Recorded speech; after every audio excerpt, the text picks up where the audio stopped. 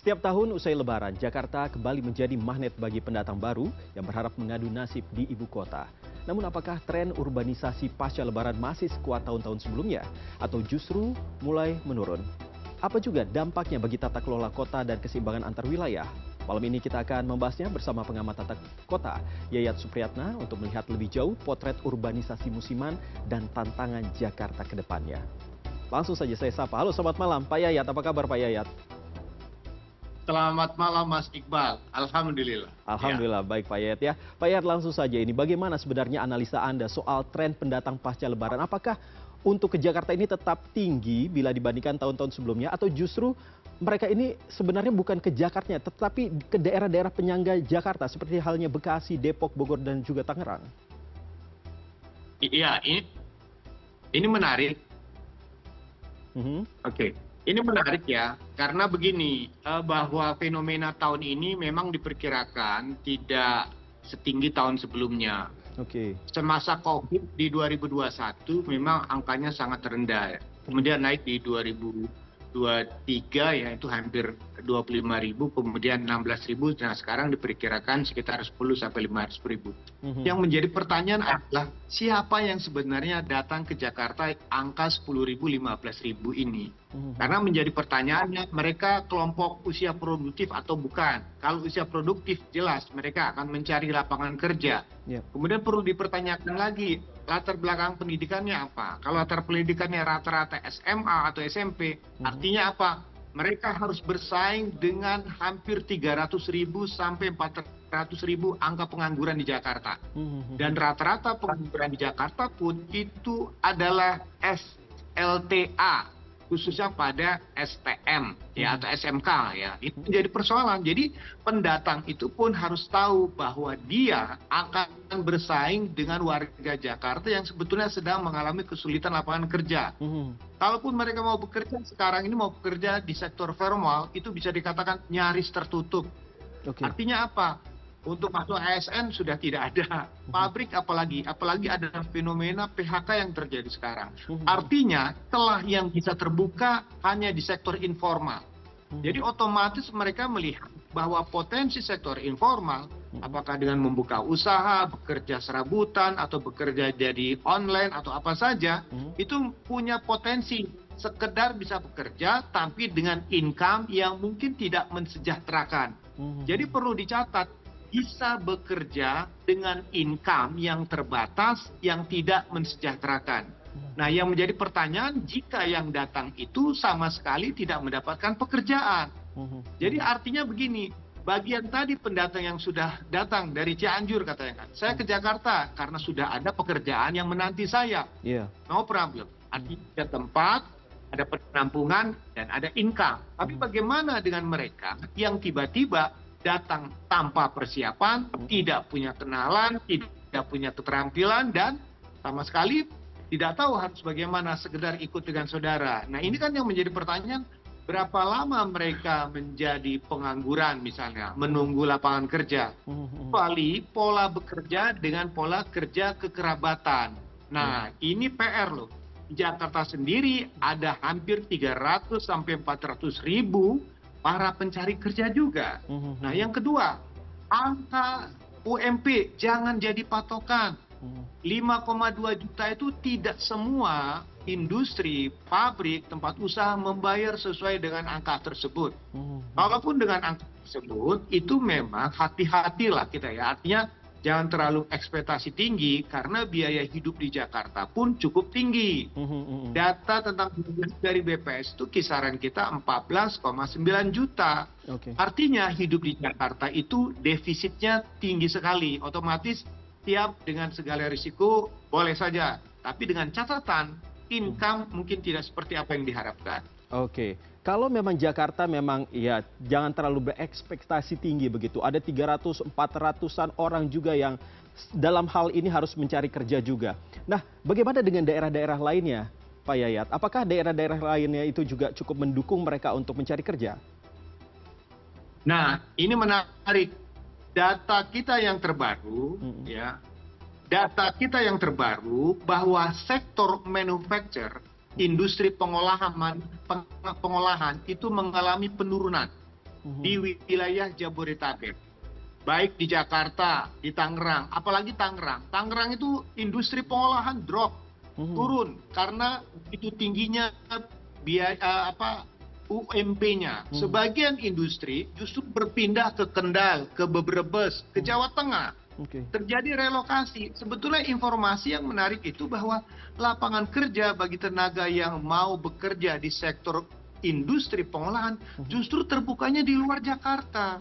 Contoh, mohon maaf ya, ada industri alas kaki ya di Brebes. Itu pada waktu itu membutuhkan hampir 25.000 tenaga kerja.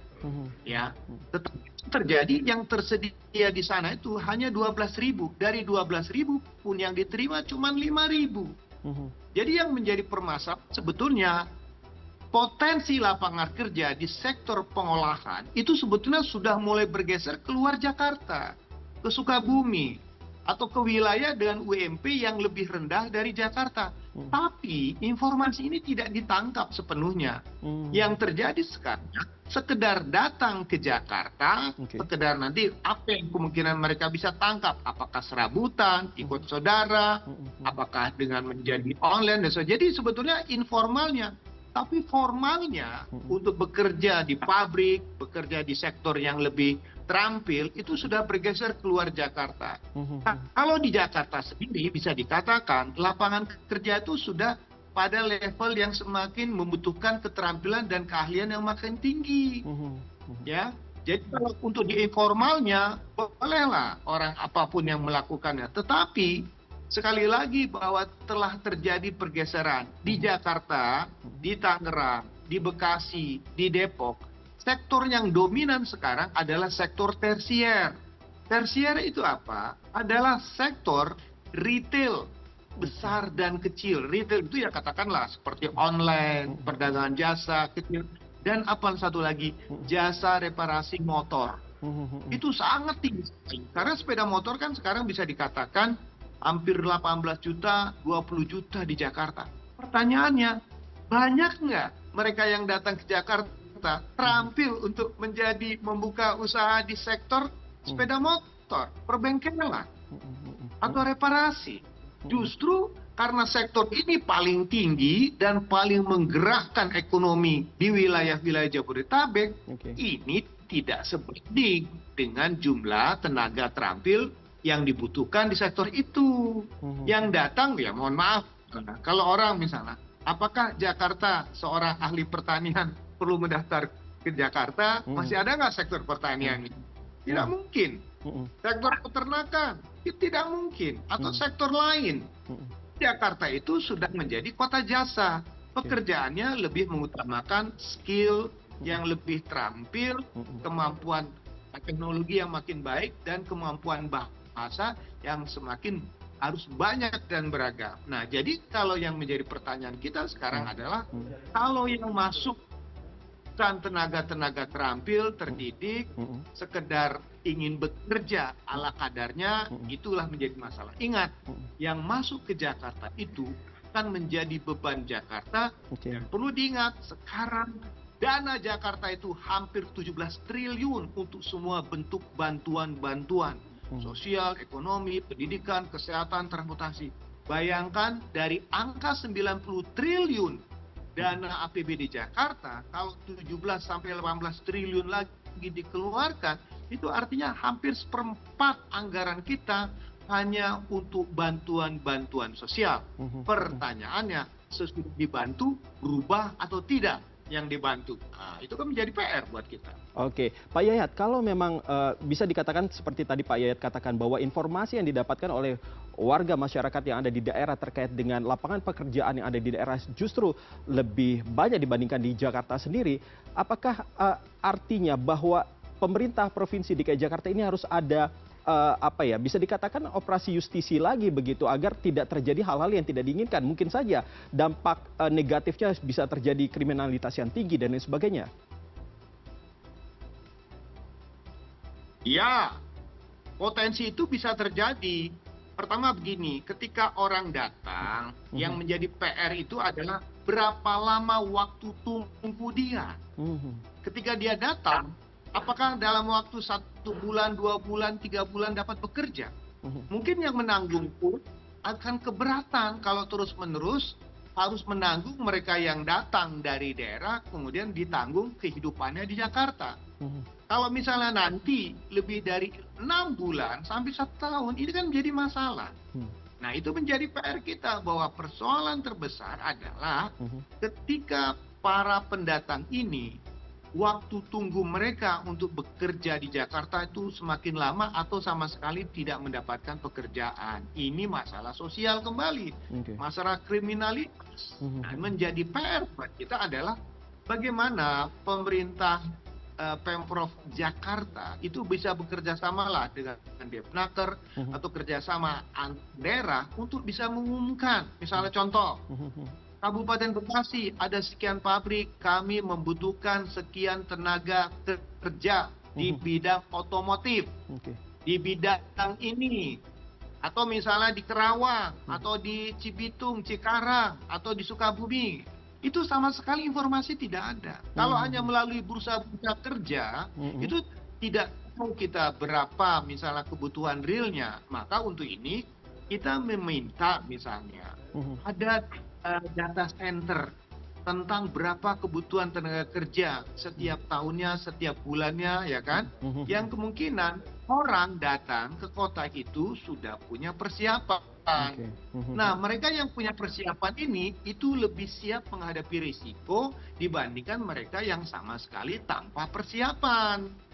Ini yang menjadi kendala. Yang tanpa persiapan inilah yang suatu saat nanti akan menjadi beban bagi yang membawanya, beban bagi Jakarta. Apalagi nanti kalau Jakarta ada perda tentang kependudukan yang baru. Tentang surat keterangan pindah. Bawa mereka surat keterangan pindah. Kan gubernur sudah mengatakan, silakan datang asal memiliki identitas yang jelas. Justru ini masalah kalau mereka yang datang tanpa surat keterangan pindah, tanpa surat-surat keterangan lain-lain, itu menjadi persoalan besar nanti kalau dia mau mengurus kerja atau mengurus apa-apa di Jakarta. Oke, baik Pak Yayat, tentunya kita juga harus mengetahui betul berarti ya, bahwa perlu adanya informasi yang kita dapatkan lebih banyak lagi, dan tentunya ini menjadi perhatian juga bagi para pencari kerja nantinya agar tidak bermasalah nantinya ke depan. Terima kasih Pak Yayat Supriyatna, pengamat tata kota, sudah berbincang dengan kami di malam hari ini di CNN Indonesia Connected. Salam sehat selalu Pak Yayat. Sama, terima kasih.